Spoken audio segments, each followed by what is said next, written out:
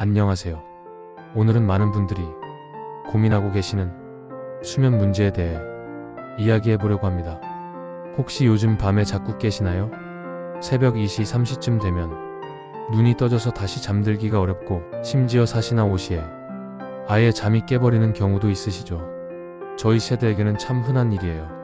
젊을 때는 베개에 머리만 대면 금세 잠이 들었는데 나이가 들면서 잠이 예전 같지 않다는 분들이 정말 많으세요.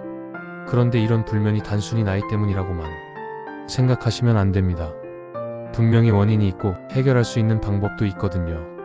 오늘 이 시간에는 왜 우리가 밤에 자꾸 깨는지, 그 원인을 찾아보고 어떻게 하면 좀 더 편안하게 잠들 수 있을지 함께 알아보겠습니다. 약에만 의존하지 않고도 자연스럽게 수면의 질을 높일 수 있는 방법들을 차근차근 말씀드릴게요. 먼저 왜 잠이 안 오는지부터 살펴볼까요? 사실 50대 이후에 수면 패턴이 바뀌는 데는 여러 가지 이유가 있어요. 가장 큰 원인 중 하나는 호르몬 변화입니다. 우리 몸에서 잠을 유도하는 멜라토닌이라는 호르몬이 있는데 나이가 들면서 이 호르몬의 분비가 줄어들어요. 젊을 때는 어둠이 오면 자연스럽게 멜라토닌이 나와서 졸음이 왔는데 이제는 그 신호가 약해진 거죠. 두 번째로는 소변 문제가 있어요. 특히 남성분들은 전립선비대증 때문에, 여성분들은 과민성 방광 때문에 밤에 화장실을 자주 가게 되죠.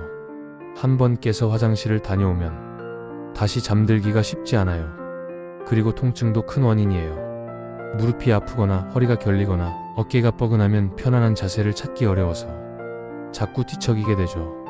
낮에는 바쁘다 보니 못 느꼈던 통증이 밤에 조용해지면 더 크게 느껴지기도 해요. 또 하나 놓칠 수 없는 것이 우울감과 불안이에요. 하루 종일 바쁘게 지내다가 밤에 혼자 누워있으면 갑자기 여러 가지 걱정이 몰려들죠. 자식 걱정, 건강 걱정, 경제적인 걱정까지. 이런 생각들이 머릿속을 맴돌면 잠이 올 리가 없어요. 마지막으로 약물의 부작용도 있어요. 고혈압 약이나 이뇨제를 드시는 분들은 밤에 소변이 자주 마려워서 잠이 깨고, 일부 항우울제나 심장약도 수면을 방해할 수 있어요. 물론 약은 필요해서 드시는 거니까 함부로 끊을 수는 없지만 담당 의사 선생님과 상담해 보시는 것도 좋겠어요. 이제 원인을 아셨으니 혹시 무심코 하고 있는 나쁜 습관들은 없는지 한번 점검해 보시죠. 제일 먼저 잠자리에 들기 직전에 스마트폰을 보시는 분들 많으시죠? 침대에 누워서 뉴스를 보거나 유튜브를 보거나 카카오톡을 확인하거나.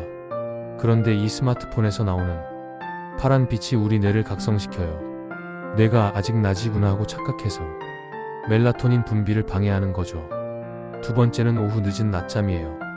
점심 먹고 나서 소파에 앉아서 깜빡 조는 것까지는 괜찮은데 3시나 4시쯤에 30분 이상 푹 주무시면 밤잠에 영향을 줄 수 있어요. 낮잠은 될 수 있으면 오후 1시에서 2시 사이 20분 정도만 주무시는 게 좋아요. 세 번째는 카페인 섭취 시간이에요. 커피를 오후 2시 이후에 드시면 저녁까지 카페인이 몸에 남아있을 수 있어요. 카페인은 우리가 생각하는 것보다 오래 머물러요. 커피를 좋아하시는 분들은 오전이나 점심 직후까지만 드시는 게 좋겠어요. 네 번째는 저녁 늦은 식사예요. 잠들기 직전에 음식을 드시면 위장이 소화를 위해 계속 일해야 해서 몸이 휴식 모드로 들어가기 어려워요. 저녁 식사는 잠들기 최소 3시간 전에는 마치시는 게 좋아요. 마지막으로 수면 환경도 중요해요. 시계 소리, 냉장고 소리, 밖에서 들리는 차 소리 같은 것들이 은근히 잠을 방해해요. 그리고 너무 밝은 것도 문제예요. 가로등 불빛이나 전자기기에 LED 불빛 같은 것들 말이에요. 그럼 이제 본격적으로 잠을 부르는 좋은 습관들을 알아볼까요? 5가지 방법을 소개해 드릴게요. 첫 번째는 매일 같은 시간에 자고 일어나는 거예요. 이게 가장 기본이면서도 가장 효과적인 방법이에요. 우리 몸에는 생체 리듬이라는 게 있어서 규칙적인 패턴을 좋아해요. 주말에도 평일과 비슷한 시간에 주무시려고 노력해보세요. 처음에는 힘들어도 2주 정도 지나면 몸이 적응해요. 두 번째는 잠들기 전에 따뜻한 물로 샤워하는 거예요. 따뜻한 물로 샤워를 하면 체온이 올라갔다가 샤워 후에 급격히 떨어지는데 이때 우리 몸이 잠들 시간이구나 하고 인식해서 멜라토닌이 분비돼요. 목욕탕에 오래 계시는 것보다는 10분 정도 간단히 샤워하시는 게 좋아요. 세 번째는 불빛을 줄이는 거예요. 잠들기 1시간 전부터는 집안 조명을 좀 어둡게 해주세요. 형광등보다는 간접 조명이나 스탠드를 사용하시고 스마트폰도 가능하면 멀리 두세요. 정말 급한 연락이 아니라면 내일 아침에 확인해도 늦지 않아요. 네 번째는 낮에 적당한 운동을 하는 거예요. 격렬한 운동까지는 아니어도 30분 정도 걷기나 가벼운 스트레칭을 하시면 밤에 깊은 잠을 주무실 수 있어요. 다만 저녁 7시 이후에는 강한 운동을 피하시는 게 좋아요. 몸이 각성되어서 오히려 잠이 안 올 수 있거든요. 다섯 번째는 기록하는 습관이에요. 잠들기 전에 머릿속을 맴도는 걱정이나 내일 할 일들을 종이에 적어보세요. 머릿속에 있는 것들을 밖으로 꺼내놓으면 마음이 한결 가벼워져요.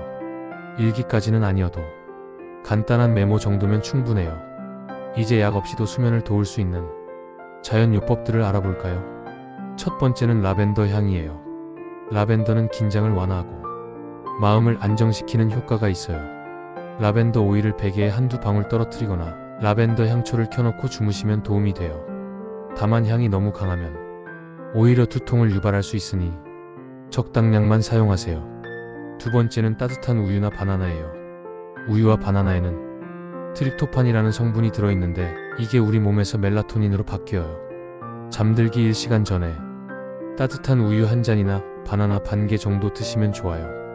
너무 많이 드시면 소화 때문에 오히려 잠이 안 올 수 있으니 적당량만 드세요. 세 번째는 조용한 음악이나 명상 앱을 활용하는 거예요. 클래식 음악이나 자연의 소리 같은 것들이 뇌파를 안정시켜서 수면을 유도해요. 요즘은 스마트폰 앱으로도 좋은 수면 음악들이 많이 나와 있어요. 다만 20분 이상 지속하면 오히려 각성될 수 있으니 타이머를 설정해 두시는 게 좋아요. 여기서 잠깐 주의할 점들을 말씀드릴게요. 아로마는 개인차가 있어서 어떤 분들에게는 두통을 유발할 수 있어요.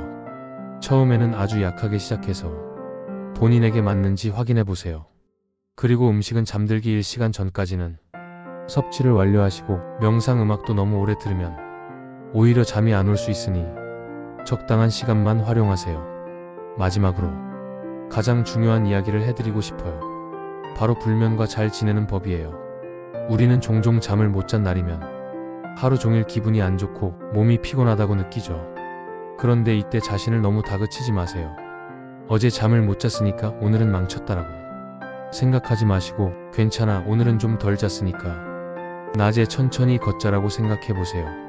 실제로 잠을 못 잔 것보다 잠을 못 잤다는 스트레스가 더 우리를 피곤하게 만들 때가 많아요. 물론 충분한 수면은 중요하지만 가끔 못 자는 날이 있어도 우리 몸은 생각보다 잘 견뎌내요. 그리고 잠이 안 온다고 침대에서 뒤척이면서 시간을 보내지 마세요. 20분 정도 누워 있어도 잠이 안 오면 일어나서 조용한 활동을 해보세요.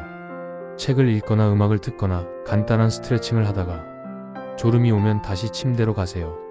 잠자리는 잠을 자는 곳이라는 인식을 몸에 심어주는 것도 중요해요. 침대에서 TV를 보거나 스마트폰을 보거나 하지 마시고 정말 잠을 잘 때만 사용하세요. 오늘 말씀드린 방법들을 한 번에 다 하실 필요는 없어요. 본인에게 맞는 것부터 하나씩 시도해보세요. 어떤 분은 라벤더 향이 좋을 수도 있고 어떤 분은 따뜻한 우유가 더 효과적일 수도 있어요. 2주 정도 꾸준히 해보시면 분명히 변화를 느끼실 수 있을 거예요. 그리고 만약 이런 방법들을 시도해봐도 계속 잠이 안 오신다면 전문의와 상담 받아보시는 것도 좋겠어요. 때로는 수면 무호흡증이나 하지 불안증후군 같은 질환이 숨어 있을 수도 있거든요. 무엇보다 자신에게 너그러우시기 바라요. 잠을 못 잔 날에도 괜찮다, 내일은 더 잘 잘 수 있을 거야 라고 말해주세요. 그 따뜻한 마음 하나가 때로는 어떤 수면제보다 효과적일 때가 있어요. 오늘도 좋은 밤 보내시길 바라고요. 이 영상이 도움이 되셨다면 구독과 좋아요 한 번씩 눌러주시면 정말 감사하겠어요. 여러분의 소중한 관심이 더 좋은 콘텐츠를 만드는 힘이 된답니다. 그럼 다음에 또 만나요. 안녕히 계세요.